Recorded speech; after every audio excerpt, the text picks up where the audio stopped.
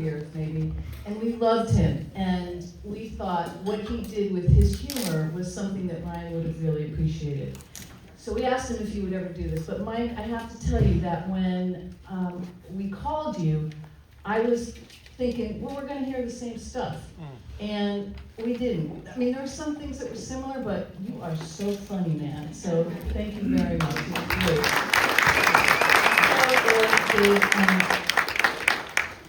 Rhonda. Sorry, Rhonda.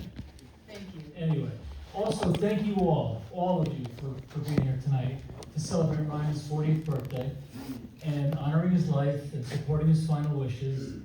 And to our amazement, 60% of you didn't know Ryan. And half of you are new to our fundraisers. And so we really appreciate you being here. To those of you who are new to our community, we're as thrilled as Ryan would be to have you with us.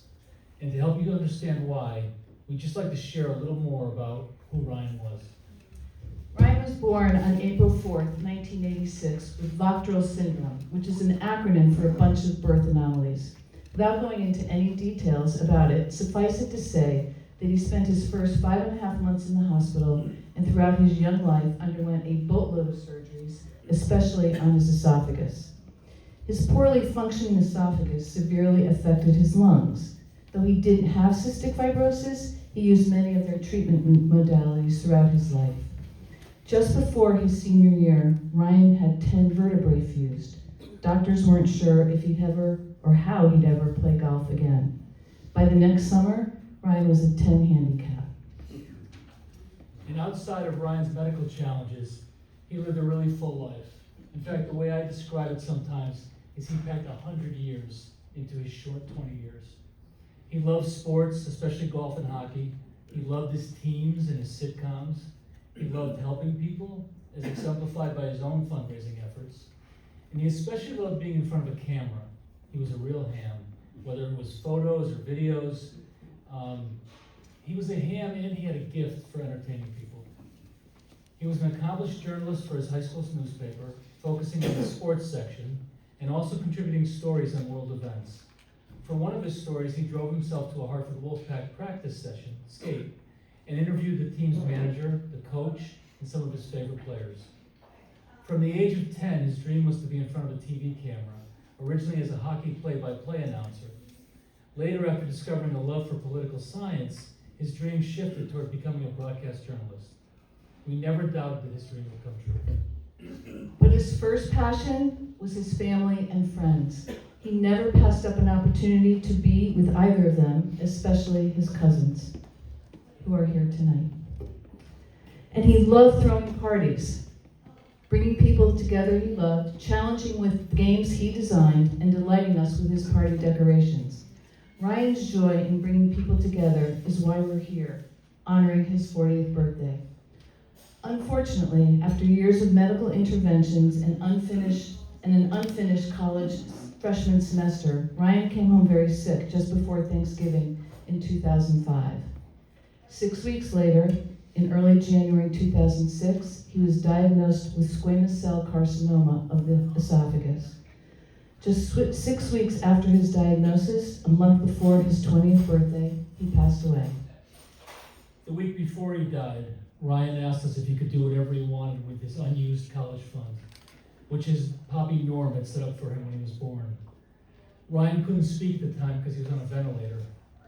And when we asked him what he wanted to do with his college fund, he wrote the names of 3 organizations on a piece of paper.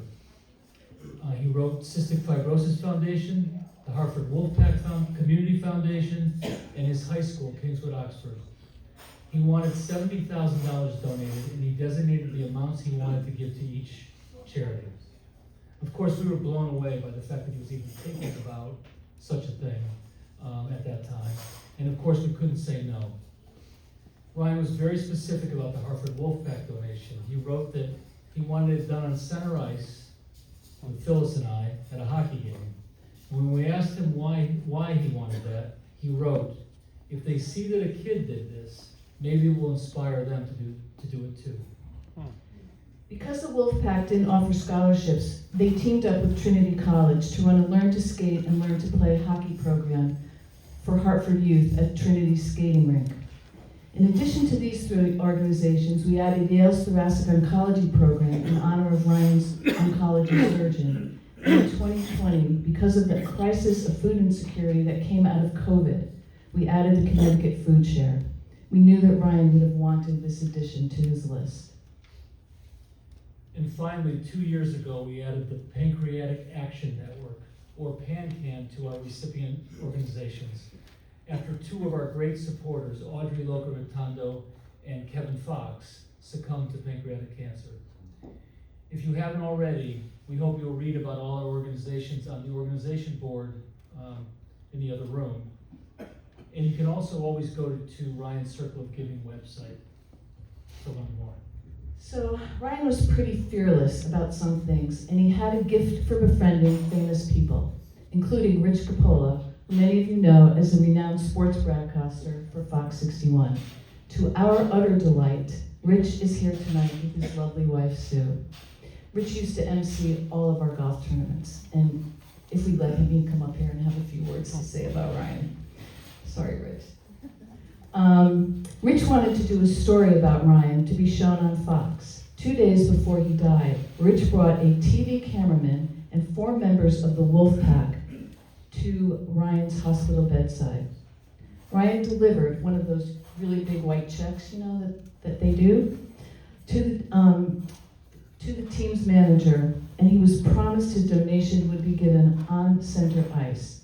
It was that fall. Incredibly, Rich's poignant piece was aired the night Ryan passed away. And if you want to see it, if you go to Ryan's Circle of Giving web, www.ryanscircleofgiving.com, that video is on that website. It is really something. Since then, we've had the honor of giving many big checks in Ryan's memory to our recipient organizations at a yearly meeting right around or on Ryan's birthday at the Community Foundation of Middlesex County. And those checks are possible because of fundraisers like this and of all of your generosity. We recently came across Ryan's Kingswood Oxford's report cards. That was fun. But what was remarkable was that his teachers' comments about him were very similar.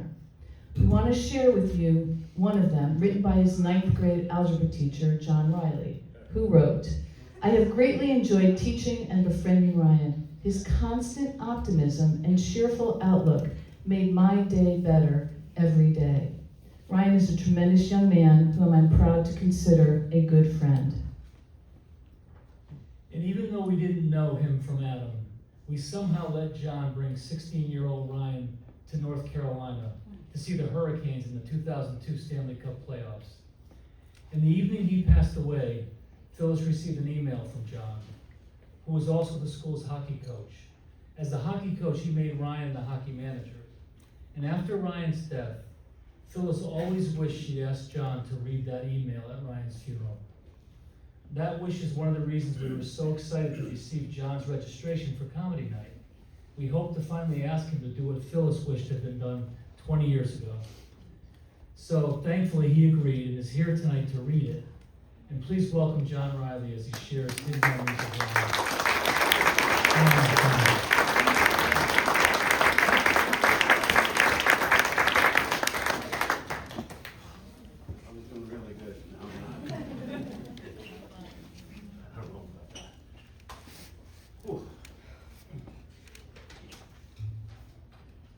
I'm actually serious. I was doing really good.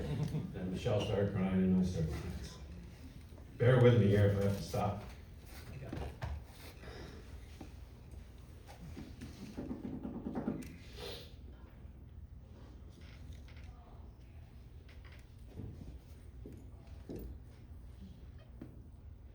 I'll just say before I start, I have a 19-year-old son.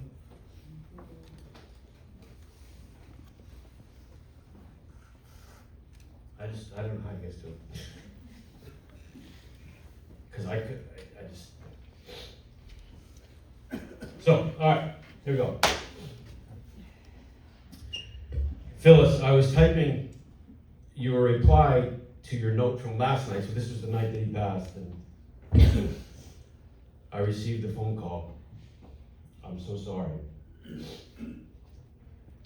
You know, as I started to leave yesterday, the hospital, I wanted to go back and say goodbye to Ryan, but I couldn't. There was a lot of commotion. And I thought for sure I would come back on Sunday or Monday and say hello and then goodbye.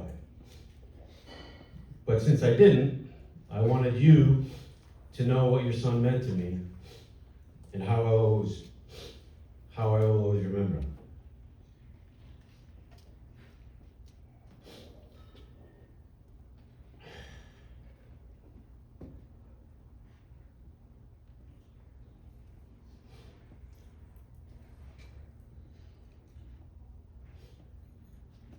I read it like 10 times this week.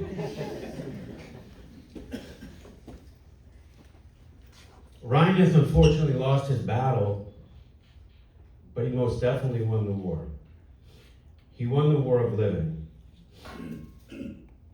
So many people who are given so many things never realize what it means to live. Ryan always did. He got it. Ryan understood that life is about living.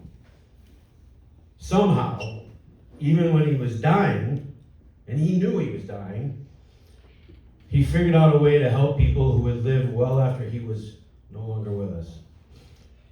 Remarkably, through all his difficulties, he lived each day to the fullest and managed each challenge and handicap with poise and confidence. In my math class, where I first met Ryan, he never let any one equation get by him without his full attention. True story. While he struggled occasionally, he always got the right answer. Also a true story. Maybe not the first time, but he would come back for assistance until he got each problem solved. I can still remember him sitting in his favorite seat with this cockeyed look about him and a grin that said, "Come on, Riley, this the bet you got?" Even on a test or a quiz, he would not put them down until he was comfortable with the material and made sure he got it right. He didn't care about getting any extra credit for the problem, and unlike nearly all his peers, he never argued for an extra point or two. I don't think you did either, Kate. He always just wanted to know what he had done wrong, as to be sure not to make that mistake ever again. With golf, he made me laugh, and I made fun of him, because he would meticulously address each drive or putt as if it were the most important shot of his life. And for him, it actually was the most important shot, because it was the challenge that was in front of him at the moment. And it was all that mattered at that time. Simply, it was next on the checklist. Just get it done, or the bridge out there, just cross another bridge. A lesson for all of us, indeed. This was great. With hockey, he truly cared about the Wolfpack and the Hurricanes as if he were part of the team. And in his mind, he was. Dating ourselves a little bit here. With his home pages set to the websites of the Hurricanes and the Wolfpack, he checked in on both of them daily, knowing all along precisely where they stood in the standings and the value of the next game. He'd be happy this year. I will always remember him coming into my office, and again, this is 2004 or 3, so the technology, but I will always remember him coming into my office and telling me when the next Canes game was by checking their schedule on his watch. Barry just mentioned this, but when we went to the Stanley Cup final game in Carolina in 2002, he had a unique calm and charm about him, even though he was excited as could be, reveling in his own personal Disney World. During the private morning skate that we were invited to, players and staff members, including his hero, Ron Francis, came up to chat with him, and we were both really nervous. But only I remained that way, as within a few seconds, Ryan had them eating out of the palm of his hand. It was actually amazing. I'll never forget it. This might be hard. Everything Ryan did had purpose. I only knew him for ad-libbing here, but I only knew him for 4 or 5 years. But everything that he did had a purpose. His schoolwork, his charities, his hockey, his golf tournaments, and his lifelong career goal of becoming a sportscaster / political science caster. God, he would have no clue what's going on in the world. Imagine him in this world today. Never a day passed when he was not engaged in something of pursuit or value.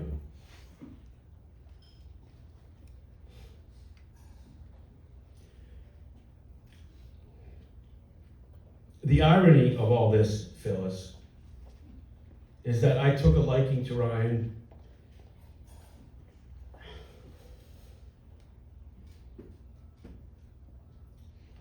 I told Phyllis I couldn't say no.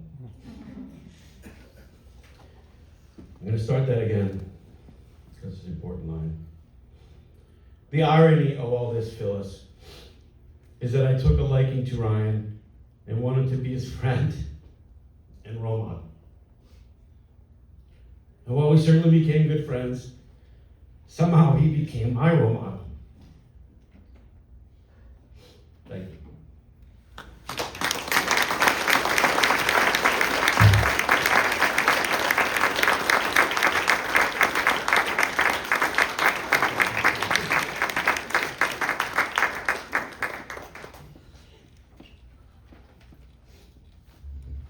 John came a long way to do this tonight. Started out in Sioux Falls? Des Moines to Chicago to New York to be here. Thank you so much, John. Yeah, it really means a lot. So I guess we're going to turn it back over to Mike. Thank you all again for being here, for your generosity, for your love. We feel it. And Ryan would too. Thank you. We're so lucky to have friends and family like all of you, so thank you.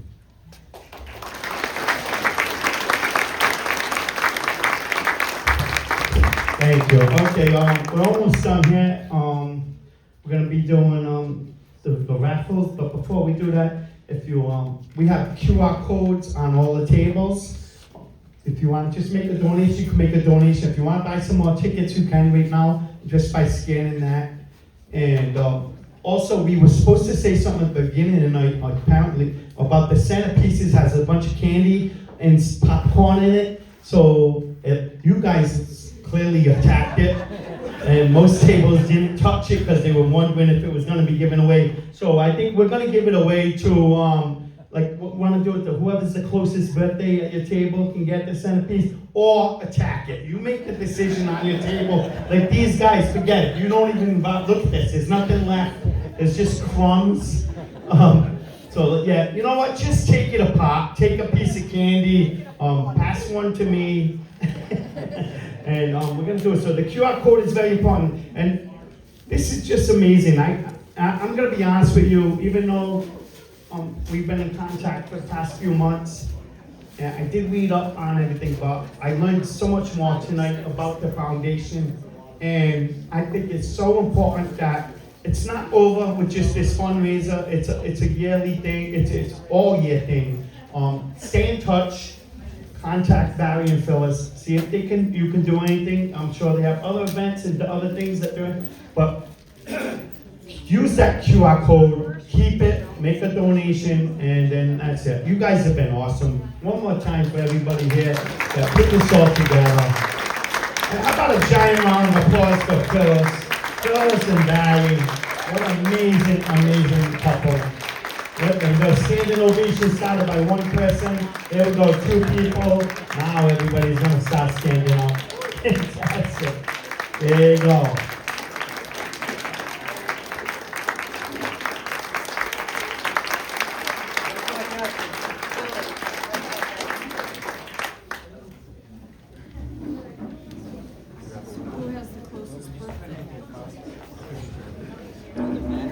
be announcing the winner just shortly. We're just getting the amount right now, and it's a lot of money, right? Barry, Really mix it up. how much money is coming? That's what we're figuring out right Oh, we're figuring right out right now.